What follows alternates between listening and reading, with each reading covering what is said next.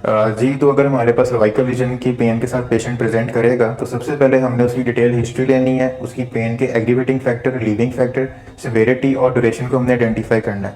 उसके बाद हमने अपना इनिशियल डायग्नोसिस बनाने के लिए हम ऑर्थोपेडिक के स्पेशल टेस्ट को परफॉर्म करेंगे। इसमें जो वैलिड टेस्ट हैं और मोस्टली यूज टेस्ट हैं उसको हम इस वीडियो में डिमॉन्स्ट्रेट करेंगे। इन टेस्ट को हमने डिफरेंट कैटेगरीज के अंदर डिवाइड किया है। इसमें सबसे पहले हमारे पास न्यूरोलॉजिकल सिम्टम्स को आइडेंटिफाई करने के लिए टेस्ट आते हैं। उसके बाद माइलोपैथी को आइडेंटिफाई करने के लिए टेस्ट आते हैं। फिर स्टेबिलिटी को, स्ट्रेंथ को और वेस्कुलर एबनॉर्मेलिटीज़ को आइडेंटिफाई करने के लिए हमारे पास टेस्ट आएंगे। जी, तो फर्स्ट ऑफ ऑल हम लोग सर्वाइकल नेक के जो डीप फ्लेक्सर्स होते हैं उनकी स्ट्रेंथ को हम टेस्ट करेंगे। इनको टेस्ट करने के लिए हम लोग एक बायो फीडबैक अपरेटस भी यूज़ कर सकते हैं। अगर बायो फीडबैक अपरेटस नहीं हमारे पास अवेलेबल, हम सिंपली एक जो पीपी अपरेटस होता है उसको हम यूज़ कर सकते हैं। इसमें सबसे पहले हमने पेशेंट को सुपाइन लेटा लेना है और उसके बाद जो उसके सर्वाइकल स्पाइन का लोटोटिक कर्व है उसके नीचे हमने ये एयर बैग को प्लेस करना है और जो ये प्रेशर का मीटर है ये हमने पेशेंट के हैंड में पकड़ा देना है। हमने माइन्यूट सी अमाउंट को इन्फ्लेट करना है इसके अंदर। उसके बाद हमने पेशेंट को कहना है कि आपने अपने लोटोटिक कर्व से नीचे को प्रेशर लगाना है, आइसोमेट्रिक प्रेशर, जिसकी वजह से यहाँ पे 20 के ऊपर आपका प्रेशर मेंटेन रहे। चले आप लगाएं और हमने 10 सेकंड्स तक देखना है पेशेंट क्या इसको होल्ड कर पा रहा है कि नहीं कर पा रहा। अगर तो पेशेंट इसको होल्ड कर पाएगा इस तरीके से हमने इसको 25 तक ले जाना है और पेशेंट से कहना है कि 25 तक इसको होल्ड करके रखे। फिर हमने अगेन 10 सेकंड्स तक इसको ऑब्जर्व करना है एंड देन अगर 10 सेकंड्स हो जाएंगे फिर हमने इसको 30 पे ले जाना है और 30 पे जाके हमने फिर चेक करना है कि 10 सेकंड्स के लिए पेशेंट इसको होल्ड कर पा रहा है कि नहीं कर पा रहा। अगर तो कर पाएगा इट मीन्स इसके डीप नेक्स फ्लेक्सर्स हैं वो इंटैक्ट है। अगर नहीं कर पाएगा इट मीन्स उनमें एंड्योरेंस लो है। Thank you. जी, तो अब हम करेंगे सर्वाइकल स्पाइन की मोबिलिटी को टेस्ट। इसको टेस्ट करने के लिए हमारे पास होता है सर्वाइकल फ्लेक्शन रोटेशन टेस्ट। इसको परफॉर्म करने के लिए हमारे पास पेशेंट पोजीशन स्पाइन होगी और हमने पेशेंट के हेड को फ्लेक्शन में ले जाना है स्लाइटली और फिर हमने टर्न बाय टर्न इसको रोटेट करना है टू ईच साइड 45 डिग्री। और जब हमें रोटेट करना है हमने फील करना है कोई हमें रिस्ट्रिक्शन या पेशेंट को पेन तो फील नहीं हो रही। फिर हमने इसी तरीके से अपोजिट साइड पे इसको रोटेट करना है और रिस्ट्रिक्शन को और पेन को हमने ऑब्जर्व करना है। अगर तो पेशेंट को पेन फील होती है बिल्कुल या रिस्ट्रिक्शन हमें फील होती है on right side, it means के C1 C2 में कोई ना कोई डिसफंक्शन प्रेजेंट है। जी, तो अब थर्डली हम करेंगे वेस्कुलर एबनॉर्मेलिटी को चेक। इसको चेक हम इसलिए करते हैं जब हमने मैनिपुलेशन या मोबिलाइजेशन करनी होती है तो ये ज़रूरी होता है कि वेस्टिबुलर आर्टरी जो है वो इंटैक्ट हो। तो इसको चेक करने के लिए पेशेंट पोजीशन हमारे पास स्पाइन होगी और पेशेंट के हेड को हम ऑफ द काउच ले जाएंगे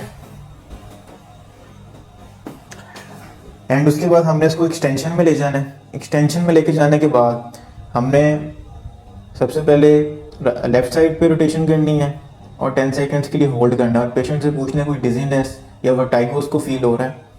फिर हमने अपोजिट साइड के ऊपर रोटेशन करनी है। फिर हमने सेम क्वेश्चन पेशेंट से आस्क करना है। देन हमने साइड रोटेशंस करनी है या साइड बेंडिंग 10 सेकंड्स के लिए हमने इसको होल्ड करना है और पेशेंट से हमने पूछना है कि कोई डिजीनेस या कोई वर्टाइगो आपको फील तो नहीं हो रहा ड्यूरिंग दीज मूवमेंट्स। तो अगर तो पेशेंट को ये चीज़ें फील होंगी किसी भी एक मूवमेंट के अंदर, इट मीन्स कि उसकी वेस्टिबुलर आर्टरी कहीं ना कहीं पे कंप्रेस हो रही है, इसलिए हम मैनिपुलेशन या मोबिलाइजेशन हम नहीं करेंगे।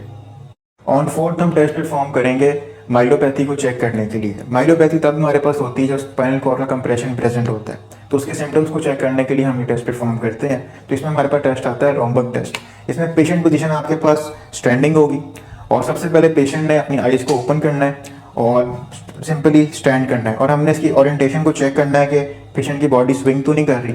एंड सेकेंड स्टेप में हमने पेशेंट की आइज़ को क्लोज करवा देना है और हमें चेक करना है कि पेशेंट की बॉडी स्विंग कर रही है कि नहीं कर रही। अब जैसे देखें ये पेशेंट डिमॉन्स्ट्रेट कर रहा है कि इसकी बॉडी स्विंग कर रही है, मतलब प्रॉपर ओरिएंटेशन नहीं है, इसका मतलब है ये टेस्ट पॉजिटिव है।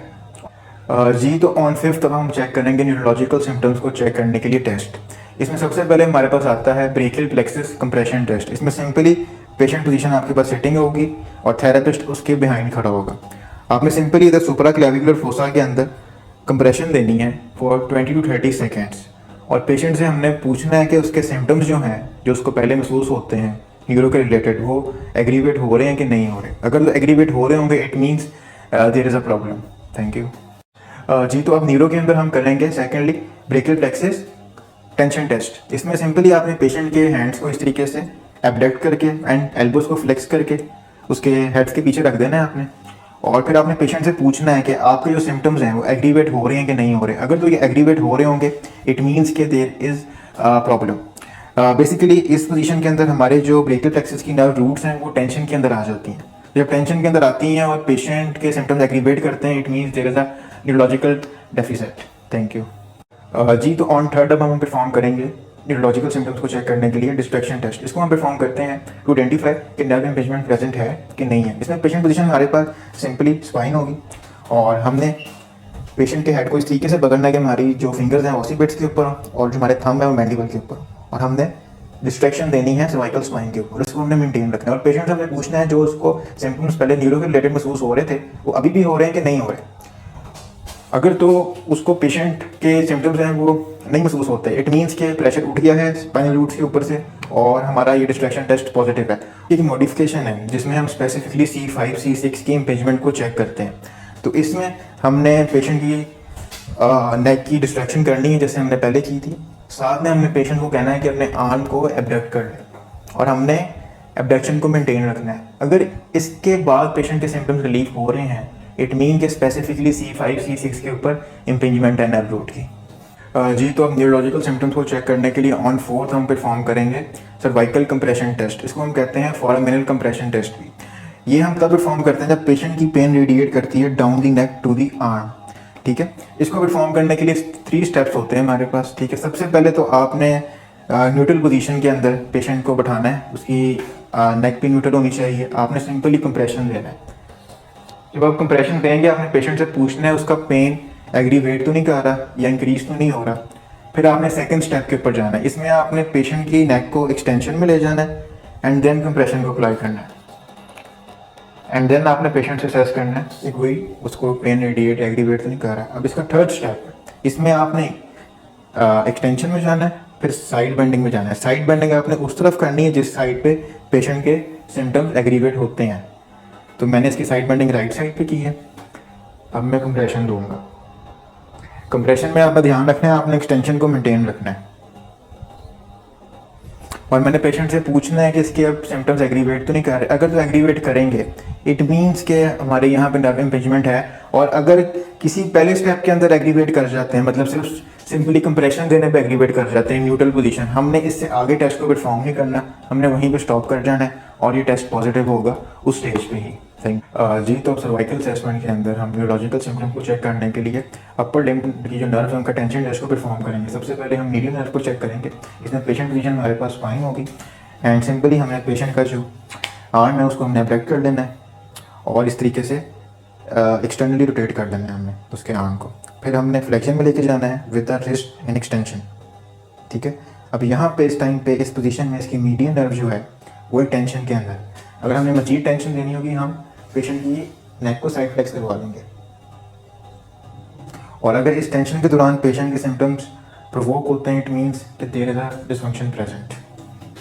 अब हम टेंशन टेस्ट के अंदर करेंगे रेडियल नर्व को चेक। इसको चेक करने के लिए हम सिंपली पेशेंट को ऑफ द काउच ले आएंगे और हमने पेशेंट के आर्म को 10 डिग्री एब्डक्ट करना है और अपनी थाई के साथ इसको डिप्रेस करना है शोल्डर को इस तरीके से और इसको डिप्रेस करके रखना है। फिर एब्डक्शन करनी है 10 डिग्री, उसके बाद एल्बो की फ्लेक्शन करनी है, रिस्ट की फ्लेक्शन करनी है और इस तरीके से उसके फोरआर्म को एक्सटेंशन में लेके जाना है। इस टाइम पे रेडियल नर्व अपनी टेंशन के अंदर है।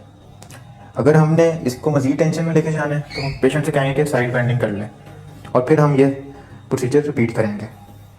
और अगर इसके दौरान पेशेंट के सिम्टम्स इंप्रूव होते हैं इट मीन्स के there is a dysfunction present. Thank you. जी तो अब हम परफॉर्म करेंगे tension test for ulnar nerve. इसमें पेशेंट पोजीशन हमारे पास स्पाइन होगी। सिंपली हमने पेशेंट के शोल्डर को एब्डक्ट करना है और साथ में एक हाथ से उसको डिप्रेस कर लेना है। फिर उसके बाद हमने एल्बो को फ्लेक्स रखना है और फोरआर्म को प्रोनेट कर लेना है और इसको एक्सटेंशन में ले जाना है। फिर इस पोजीशन को मेंटेन करते हुए हमने एक्सटर्नल रोटेशन करनी है और साथ में हमने इसकी फिंगर्स को इसके ईयर के पास ले जाना है। और इस टाइम पे अल्नर नर्व के ऊपर टेंशन है। अगर हम इसकी टेंशन को इंक्रीज़ करना चाहते हैं हम पेशेंट से कहेंगे अपनी नेक को साइड फ्लेक्स कर ले। जब ये साइड फ्लेक्स कर लेगा मजीद टेंशन आ जाएगी और अगर इस पूरे प्रोसीजर के दौरान पेशेंट के सिम्टम्स पर वोक होते हैं इट मीन्स के there is a dysfunction. Thank you.